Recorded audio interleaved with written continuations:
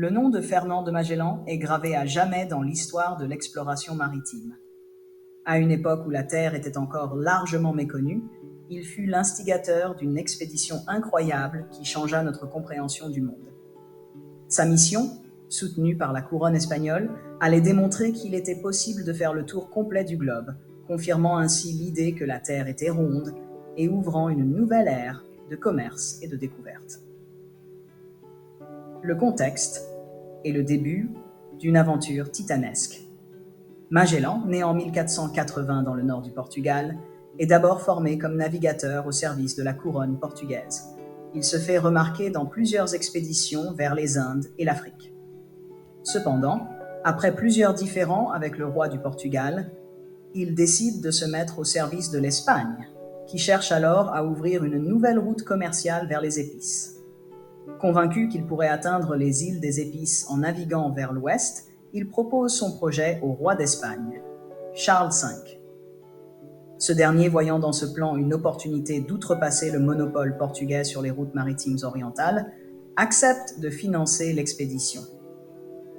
Le 20 septembre 1519, 5 navires quittent le port de Sanlúcar de Barrameda en Espagne.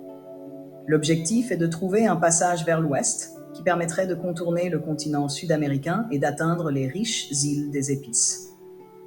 Les navires sont remplis de provisions, mais la mer est imprévisible et les périls nombreux.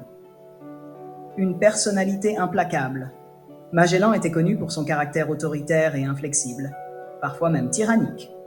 Cette dureté était nécessaire pour maintenir la discipline parmi son équipage, composé de marins espagnols et portugais, souvent récalcitrants. Son obsession pour le succès de l'expédition le rendait intransigeant face aux mutineries et aux désaccords. Lorsqu'une mutinerie éclate au sein de son équipage dans la baie de San Julián, en Patagonie, Magellan réagit avec une brutalité sans concession, exécutant les meneurs et rétablissant son autorité avec une main de fer. Le passage de Magellan et les défis d'une odyssée. Après avoir passé des mois à longer la côte sud-américaine, Magellan et son équipage découvrent finalement, en novembre 1520, un passage entre l'océan Atlantique et l'océan Pacifique. Ce détroit, aujourd'hui connu sous le nom de détroit de Magellan, est une découverte capitale qui confirme l'existence d'un chemin vers l'ouest. Cependant, la traversée de l'océan Pacifique est une épreuve de survie. Les marins ne rencontrent aucune terre pendant des semaines et les provisions s'amenuisent. Le scorbut, une maladie provoquée par le manque de vitamine C, décime l'équipage.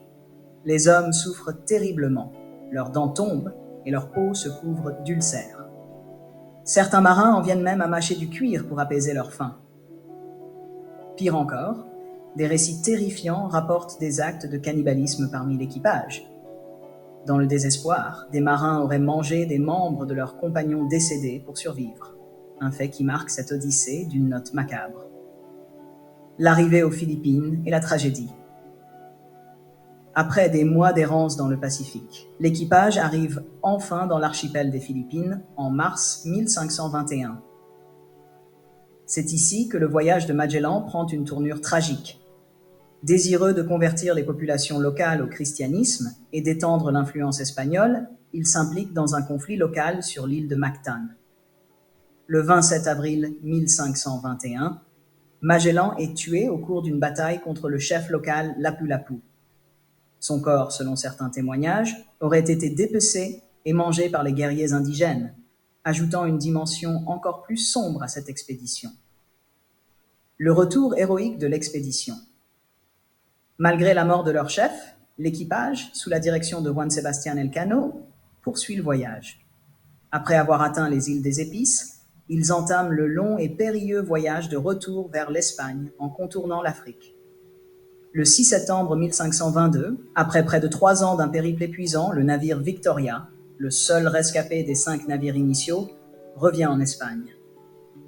Sur les 265 hommes qui avaient quitté l'Espagne, seuls 18 sont encore en vie.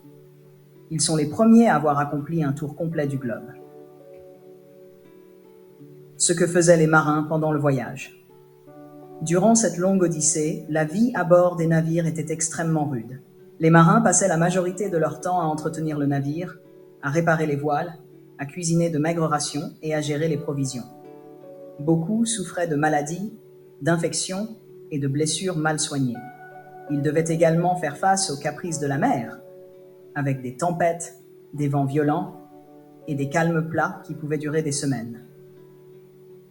Malgré cela, ils s'occupaient aussi de la navigation, utilisant des instruments rudimentaires pour tenter de garder le cap dans un monde encore largement inconnu.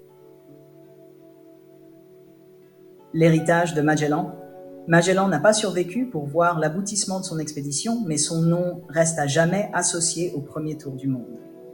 Son voyage a changé à jamais la perception géographique de notre planète, prouvant que les océans étaient interconnectés et que la Terre était bien plus vaste que ce que l'on imaginait.